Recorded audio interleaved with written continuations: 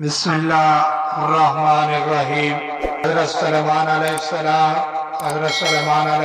حضرت داؤد علیہ السلام کے بیٹے تھے، جن کا قصہ تم پہلے سن چکے ہو۔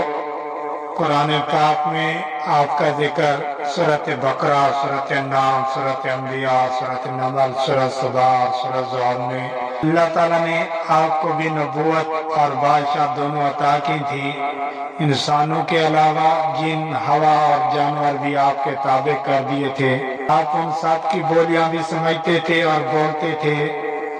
آپ کے زمانہ میں بنی اسرائیل کو بہت بڑائی حاصل ہوئی جو اس سے پہلے کبھی نہ ہوئی تھی۔ حضرت سلیمان علیہ السلام بھی باوجود اتنی طاقت اور سلطنت کے اللہ کی یاد میں مشغول رہتے تھے۔ ان کو دنیا کی بڑی سی بڑی چیز بھی اللہ کی یاد سے غافل نہیں کر سکتی تھی۔ ایک دفعہ کا ذکر ہے کہ آپ اعلیٰ درجہ کے گھوڑوں کو دیکھ رہے تھے۔ ان کو دیکھتے دیکھتے عصر کی نماز کو دیر ہو گئی۔ آپ نے ان کو پھر بلایا اور ان کی پنڈلیاں اور گردنیں کاٹ ڈالی تاکہ جن کی محبت نے اللہ کی یاد سے غافل کر دیا ان کو ختم کر دیا جائے۔ ایک دفعہ کا ذکر ہے آپ اپنی فوجوں کے ساتھ تشریف لے جا رہے تھے۔ چلتے چلتے چونٹیوں کی وادی میں پہنچے۔ ایک چونٹی نے کہا اپنے اپنے گھروں میں گھس جاؤ، ایسا نہ ہو کہ سلیمان اور اس کا لشکر تمہیں تباہ کر دے اور انہیں اس کی خبر بھی نہ ہو۔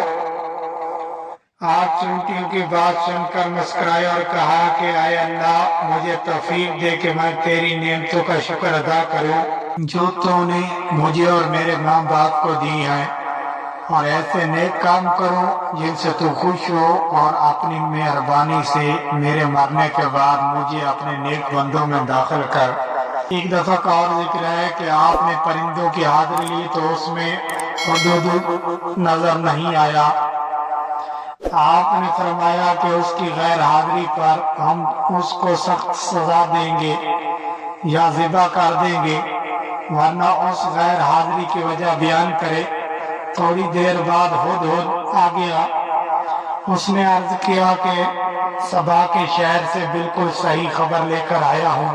میں نے ایک عورت دیکھی ہے جو وہاں حکومت کرتی ہے۔ اس کے پاس ہر طرح کا سامان ہے، اس کا بہت بڑا تخت ہے۔ ملکہ اور اس کی قوم کے لوگ سورج کو سجدہ کرتے ہیں اور شیطان نے ان کو سیدھے راستے سے روک دیا ہے۔ ہدہد نے بیان ختم کیا تو آپ نے اس ملکہ کے نام خط دیا۔ اللہ کے نام سے شروع کرتا ہوں جو بہت بڑا مہربان نہایت رحم کرنے والا ہے۔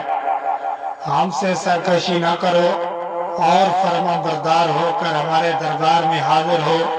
اور فرمایا کہ اسے سبا کے ملکہ کے پاس لے جاؤ، پھر دیکھو وہاں سے کیا جواب ملتا ہے۔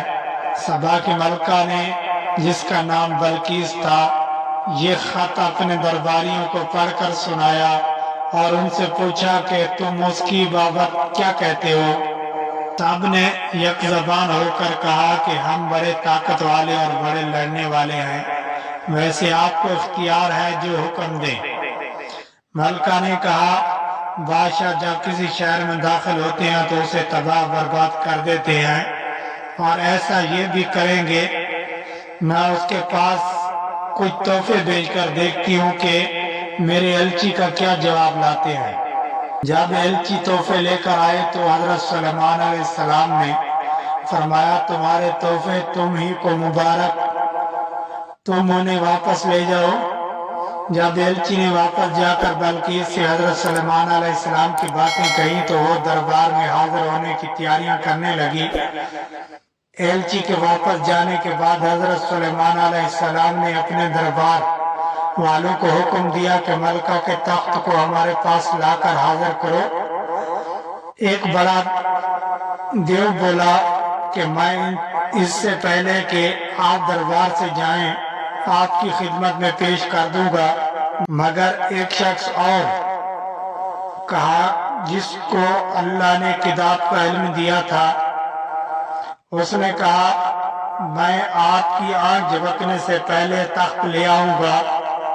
چنانچہ آپ کی خدمت میں پیش کیا گیا تو آپ نے فرمایا کہ میرے اللہ کا امتحان ہے کہ میں اس کا شکر ادا کرتا ہوں یا نہیں۔ بہرحال تخت کی صورت بدل کر بچھا دیا گیا اور بلقیس آ گئی تو اس سے پوچھا کہ تمہارا تخت بھی ایسا ہی ہے؟ بلقیس نے جواب دیا یہ تو بالکل ویسا ہی ہے، اور ہم تو پہلے ہی آپ کی شان و شوکت اور قوت اور طاقت کو جانتے تھے اور آپ کو مان گئے تھے۔ جس چیز کو یہ اللہ کے سوا پوچھتی تھی اس نے اس کو اب تک سلیمان کے پاس آنے سے روک رکھا تھا۔ پھر بلقیس سے محل جانے کو کہا گیا۔ جب اس نے حضرت سلیمان علیہ السلام کا محل دیکھا جو شیشے کا بنا ہوا تھا اور معلوم ہوتا تھا کہ پانی سے بھرا ہوا ہے، بلقیس نے اس میں سے گزرنے کے لیے اپنے پونچے اوپر اٹھا لیے اور اپنی دونوں پنڈلیاں کھول دی۔ حضرت سلیمان علیہ السلام نے دیکھا تو فرمایا یہ محل ہے جس میں شیشے جڑے ہوئے ہیں۔ جب بلقیس کو اپنے مذہب کی غلطی معلوم ہوئی تو پکار اٹھی، اے اللہ، میں نے جو اتنی مدت تک سورج کی پوجا کی اور میری وجہ سے میری قوم بھی اس کو کوئتی رہی تو میں نے اپنے اوپر ظلم کیا۔ اب میں سلیمان کے ساتھ تمام جہانوں کے پالنے والے پر ایمان لاتی ہوں۔ حضرت سلیمان علیہ السلام اتنے بڑے نبی اور اتنے بڑے بادشاہ تھے کہ انسان، جن، پرندے اور ہوا سب ان کے تابع تھے، مگر آپ ایک غریبوں اور بے کسوں کے ساتھ بیٹھ کر کھانا کھاتے تھے اور اپنے ہاتھ سے چٹائیاں اور ٹوکریاں بنا کر روزی کماتے تھے۔ ہر وقت یاد الہی میں مشغول رہتے، راتوں کو بہت کم سوتے، دن میں اللہ کی مخلوق کی خدمت کرتے۔ بس یہی ان کی زندگی تھی، عبادت الہی اور خدمت خلق۔ اللہ بھی ہمیں ایسی زندگی عطا کرے اور ہم بھی عبادت الہی میں مشغول رہیں۔ اگر ویڈیو اچھی لگی ہو تو ہمارے چینل کو سبسکرائب اور بیل آئیکن کو ضرور پریس کرنا تاکہ ہماری ہر آنے والی ویڈیو سب سے پہلے آپ کو مل سکے۔ اللہ آپ کا حامی و ناصر ہو۔ اللہ نگہبان۔